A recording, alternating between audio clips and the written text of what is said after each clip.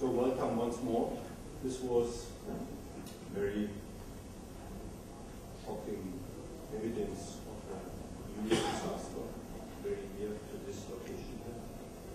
I personally have been in India already about 30 years ago. As a student, I was traveling extensively to India.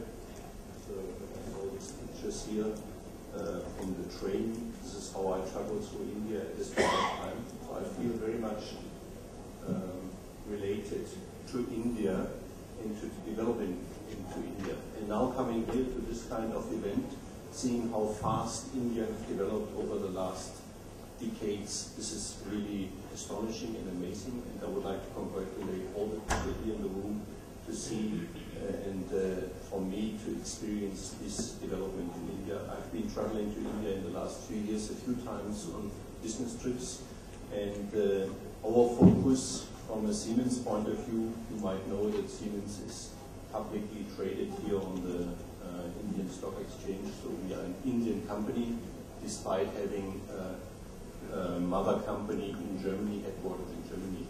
We are very much concerned to support the customers here in India in the public safety environment and for this kind of extreme disasters or even terrorist attacks as we have seen in Mumbai. I would like to show a very few slides just to give you an indication where we are coming from, and then we will go into the discussion, and I'm looking forward to a lively discussion together with you to exchange your views and get your questions.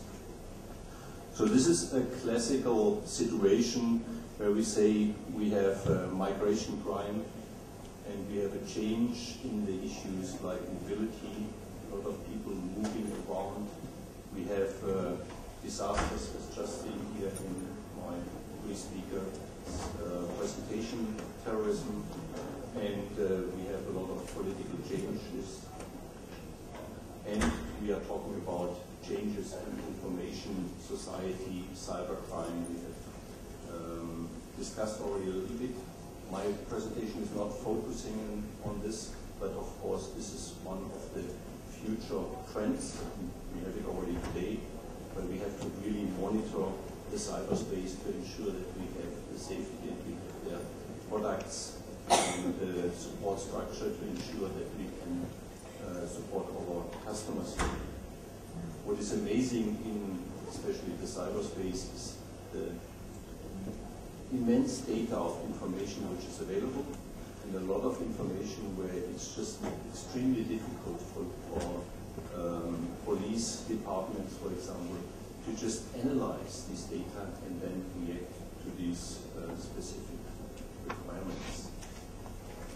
So if you look into the whole range, and these are only some of the products and solutions which you would need to consider to have a complete solution to ensure that you start with the prevention, to prevent, then to go into protect mode, to protect your society or a physical location, for example, then to respond in an emergency situation, and then, of course, to see how you can recover afterwards.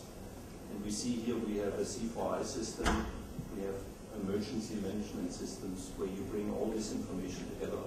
You have to even go earlier there and start with a mission planning system. So when something happens, be it in a terrorist environment, a terrorist attack, or in a disaster situation, that you know how to react there. So you have planned already your mission.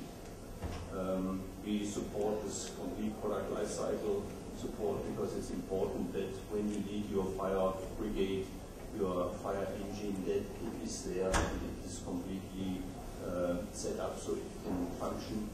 Your alarm system has to work, you have to check this early enough. To ensure this, you need training of your staff. You have to have regular simulations of this kind of disasters, because if you go out there the first time when it happens, then it's definitely too late. You have to ensure that you have your assets, complete asset visibility, even if you move out, so in a defense environment, for example, if you move out from Europe into another country to support people in this kind of disaster situation, and you have to ensure that when you bring back your asset, the team is accountable for these assets. To access all kinds of IT systems, especially as a whole cybercrime, you need an eID solution. You have to ensure that you can bring in the right people into your teams, and you don't bring in people who should not be part of your team. Emergency management, you already mentioned this there. This has to be part of the total solution, and you have to have the interfaces to all the different systems, including a communication system like a PMR system. You have to have a complete setup of IT systems supporting this, and you have to have, of course, the cyberspace IT security there. And you have to have intelligent solutions which ensure that you have information coming out of all this information, like you mentioned, the credit card information. If you have a terrorist and you know he's using this and this credit card, that you have this information early enough, that you know when he is entering the country or a specific region. And what we are offering is a complete solution there and focusing on the system integration of all these various components. And this is not complete, it just gives you an indication on the range of solutions and products we are offering.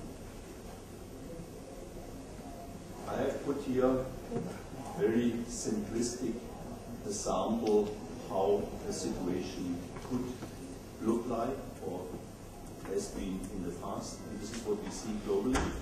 In various countries, we see that the current situation on the left side is that we have an isolated solution in emergency organization, be it police or fire brigade.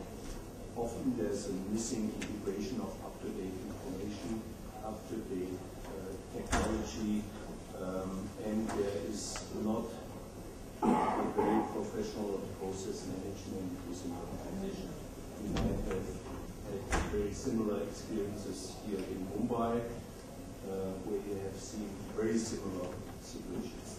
And we would like to share this information from a number of countries where we had this experience, discussing this with our customers, developing solutions and complete setups of structures. And we would be very open to discuss this here with the local customers.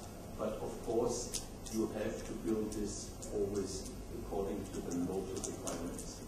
So there is not a global solution, but there are some indication where you can use some documents, some white paper, some indication from other countries, and then see how you can adapt this to the local requirements.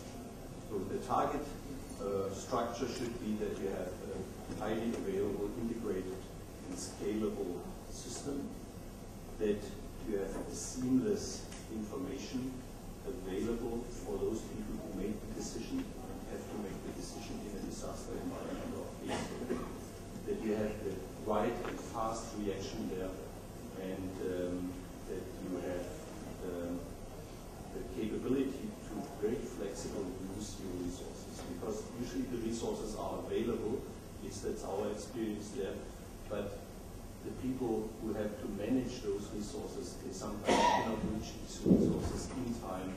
They don't know where the resources are. And this is what you have to have with an integrated system where you have as well install the backup system using this network. So what are our experience? Again, I'm coming there from a global approach, but this is not in any case that we say this is how it has to be done. But we offer here our experience, say this is what we have seen in many, many solutions in many countries where we have implemented these kind of disaster emergency management systems, even for large events, like for example, for the Olympic Games in Athens and in Doha, and we are just talking now with people in Sochi for the next Winter Olympics, where we do this system integration. But as I mentioned before, it's important to localize this, to bring this exactly to the requirements. And we have here in India a large team of experts who can support the customers locally. So once more, it is required to have a comprehensive solution where you integrate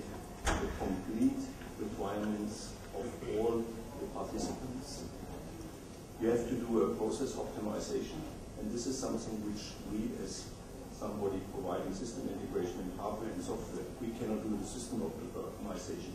This has to come from the customer, but we are supporting the customer in this process. This is our task where we say we would like to discuss this and develop this together with the customer. So you have to look into how to modify, redesign, and optimize the processes to this new environment. And then the most important thing is what we have here is the bullet point number 3, is the adaptation. And adaptation is in various levels. I'm talking here about training and education.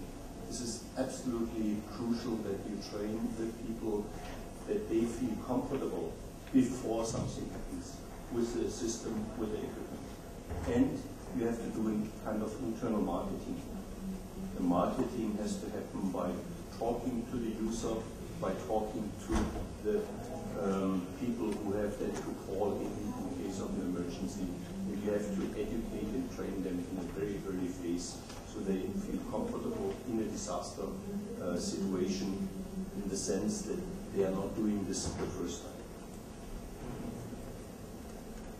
So if you look into our key lessons, then we have there a number of experiences globally where we say this has happened already in other countries. This is how we have built systems to see that we can support the local organization to prevent this kind of disasters. And this includes, of course, physical disasters, terrorist disasters, as well as cybercrime, where we see new trend coming